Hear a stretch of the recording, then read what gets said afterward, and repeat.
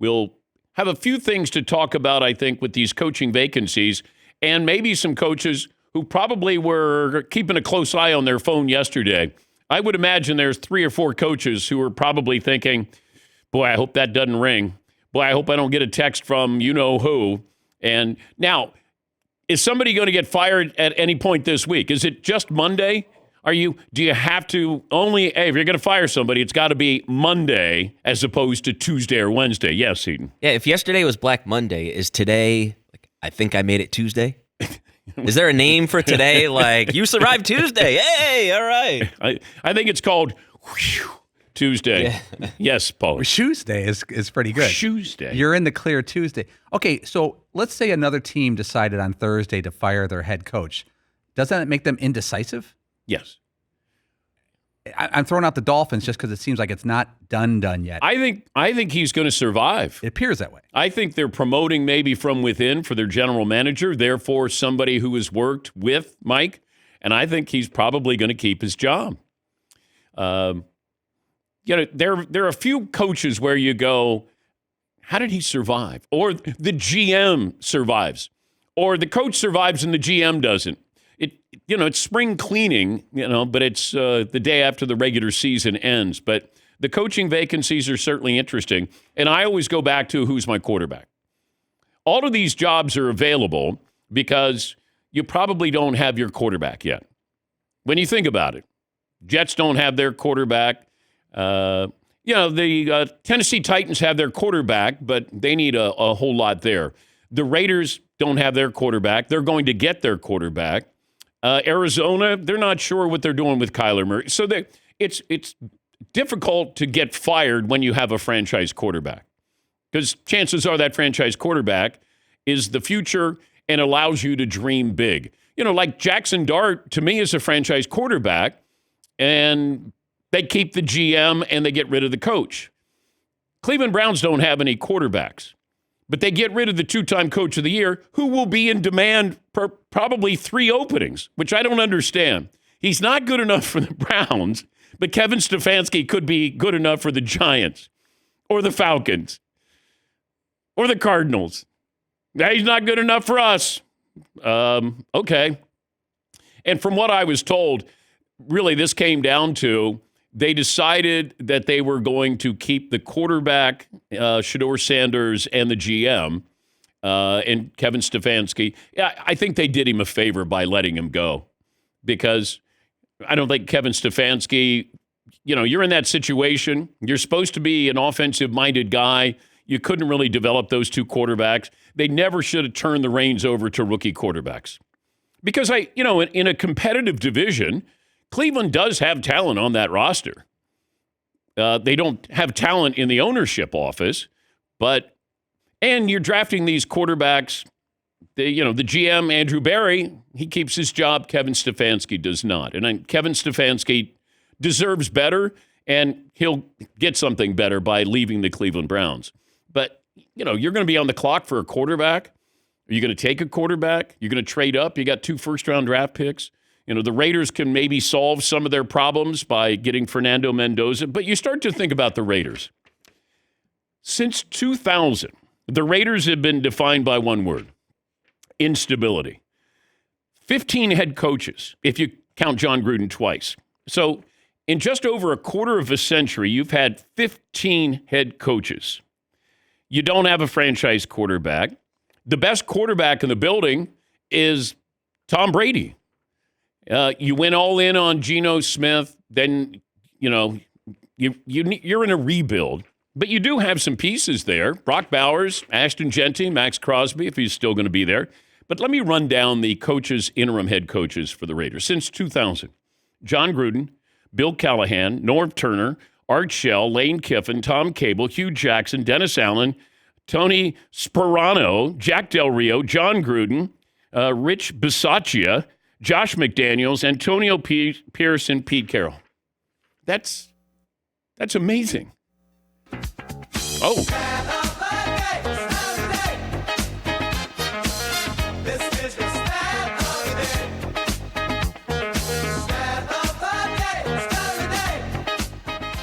Stat of the day brought to you by Panini America, the official trading cards of the Dan Patrick Show. Stability. You want to have stability. It starts with ownership and then works its way down. You got to have that coach that you know is going to be there, offensive coordinator. Look at the great teams, great franchises, and you see that there's a common thread. Who's your owner? Who's your head coach? GM, head coach on the same page. Who's your franchise quarterback? You kind of bunch that together and you go, okay, that's where you start. And the Raiders don't have stability there at all. And Pete Carroll is one and done. I didn't like the hire. I was glad that Pete got another job, but that's not for Pete Carroll. Pete Carroll can go in and make a difference for a team that is ready to take that next step. This team was not. And I think that's the disappointing part and that Raider tradition and Raider fans, it's like 25 years. We can spend a lot of time talking about the Cowboys, which everybody does, but the Raiders, they should be the class or, part of the class of the AFC West. They should be. But, man, we are so far removed from Al Davis and the silver and black. But you see, even the Giants, we look at the Giants organization, we go, yeah, that's one of the great organizations. Not lately. Not stability. Look at the head coaches they've had. Now, they do have their quarterback, but I got a quarterback that I worry about his concussions. Not the best thing to worry about. Just ask the Dolphins with Tua. And it looks like the Dolphins will move on from Tua as well. So we'll rank these openings here. And I certainly look at what the Giants have because they have their quarterback. If I had confidence in the ownership with the Raiders, then I would say, all right, you're going to get Mendoza, Bowers, Genty. Hopefully you can smooth things over with Max Crosby. And maybe Tom Brady getting more and more involved, that you're going to get the right coach in there. And maybe it's Brian Flores. Maybe you bring in Brian Dable, offensive coordinator. I mean, there's a lot of conversation out there. And Brian Flores hopefully gets another chance to be a head coach. And Tom's got a relationship with him. But I know it's easy to start looking at the playoffs, certainly college football playoffs, but some of these moves that were made yesterday or weren't made yesterday, that's the conversation that I wanted to have today. All right, Seton, poll question today. Well, I'm kind of working out poll questions based on what you were just talking about there. If we rank the 6 head coaching jobs that are currently open, we could start with the Arizona Cardinals. The Cardinals have 1 playoff appearance, no playoff wins in the last 10 years. The Raiders, 2 playoff appearances, no playoff wins. The Browns, 2 playoff appearances. They do have a playoff win. The Giants, 2 playoff appearances the last 10 years, 1 playoff win. Falcons, 2 playoff appearances, 3 playoff wins. And the Titans, 4 playoff appearances, 3 playoff wins. So that's the last 10 years for these teams that have openings. All right, Seton.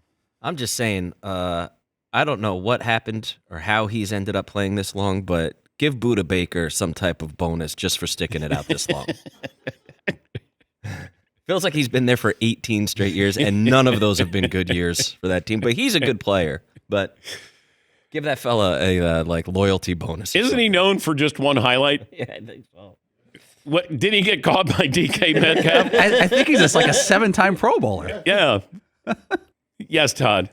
Besides things like, do you have your quarterback and salary cap and things like this, and even the weather, how much do you look at the current divisions? Like, as far as, to me, like the Falcons, to me, would be best and Cardinals worst, opportunities, because the Falcons are in a very winnable weak NFC South, if nothing else. And the Cardinals, look what the other 3 teams in the NFC West are doing with winning almost every single game this year. That doesn't look like the Cardinals can chase any of those anytime soon. No, but they do have some pieces there. They should have a really good passing game. I mean, Marvin Harrison Jr. III, I thought was going to be plug him in for 1,000 yards and 100 catches.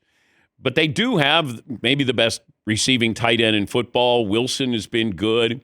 It's just, I look at ownership because, look, quarterbacks get blamed, coaches get blamed, GMs get blamed. The owners, they get to stand back, sit back. You're the constant. Like Jimmy Haslam is the constant there in Cleveland. Bidwell in Arizona, the constant. Ross in Miami with the Dolphins. Mara family with the, Woody Johnson with the Jets. I mean, those are the constants. That's where I start. You guys. Yeah, you can build a business. This isn't that kind of, I'm going to build a business, I'll just spend as much money as I want. Just ask Steve Cohen with the Mets. Hey, we're going to spend a lot of money. Okay, good luck. Yeah, Paulie. The Arizona Cardinals, like you said, they got McBride and Harrison. Kyler Murray is still there, and he's owed $36 million next year. They could probably buy him out, and then they're done with him. The problem with them, they have the 3rd overall draft pick. And if you think that the first 2 teams, Vegas and the New York Jets, are taking quarterbacks, you could be out of luck there. Well, depends on what happens, who wants to go up and get. See, this is what every year we go, man, that quarterback, Dante Moore, Fernando Mendoza. I know they all look great. Every year we build those quarterbacks up and we go, man, that guy, he can really play. Although I sounded like John Gruden. It doesn't mean that they can play. And you can go to a bad organization like the Jets and like the Raiders. A lot of talented quarterbacks coming out of college have gone to bad situations. Dante Moore appears to be the real deal. Fernando Mendoza, Heisman Trophy winner. But sometimes you go to these organizations and then all of a sudden you're losing. You're not used to losing. You get bad habits. Coaches change. Offensive coordinators change. Offensive philosophy changes. Like if Trevor Lawrence doesn't get Liam Cohen, I wonder about his career. I think he's been that impactful. Like, the word bust was coming up with Trevor Lawrence. Now, like, this has been an incredible turnaround. But getting the right guy for you, that's the key. And at that position, it's the most important position in all of sports. And we somehow go, hey, Trevor, get through the Urban Meyer mess, okay? Now he's got a guy who's an offensive-minded coach who did a great job in Tampa and is doing a great job in Jacksonville. But that's the difficult part sometimes is Ben Johnson. The Bears got their guy. They got it right. The Jets, I don't know if they got it right. If I was Aaron Glenn, I'd have that phone yesterday. I'd be like, I don't know. Who is that? Oh, okay. Like the Jets are patient. Because Aaron Glenn, that team looked like they quit. And this is a defensive-minded head coach. You didn't have one interception. Like accidentally. It's remarkable. But you got the juxtaposition of Ben Johnson. He waited for the right opportunity. And he got his quarterback. He got a young team. They took advantage of a division that was sort of up and down. Nobody great. But the Jets, they got their guy. They don't have their quarterback. Yes, Mark. But I'm going to disagree with you on the Jets. I don't think they quit. I just think they were sorry. I think there's a big difference. So they weren't good enough to quit? No, gosh, no. Okay. If you watched that Bills game, and I watched it, unfortunately. I did. Terrible. Yeah. Yes, Eaton. The same year the Jets didn't have an interception all season, they traded away a superstar corner. Yeah. Yeah, Sauce. Yeah. Yes, Todd. If you're Aaron Glenn, do you let a family member answer the phone so at least you can intercept the phone call so you can say something got intercepted this year? Wow. I'm going to give you a bloop Too on soon? that. Too soon, No, maybe. There's Zach Taylor sitting there and the phone keeps buzzing. Oh, crap. Yeah, but I'm not surprised the Bengals kept him. I'm not. I'm not Really? surprised. It's the Bengals. Really? Yes. Man, that is. If we're doing 6 coaches, I'm surprised they didn't get Can. Yeah. He is Oh, I towards thought, the top, but man. they're probably saying, "Hey, Joe Burrow coming back healthy." But Marvin Lewis kept his job for 15 years. They're like, well, I don't know. Somebody's got to want to coach us. He does. All right, keep him in there. Yes, Marv. That'd be my favorite thing, looking at a list of longest tenure head coaches. It will always be Bill Belichick, then Marvin Lewis. Like, really? He's still there?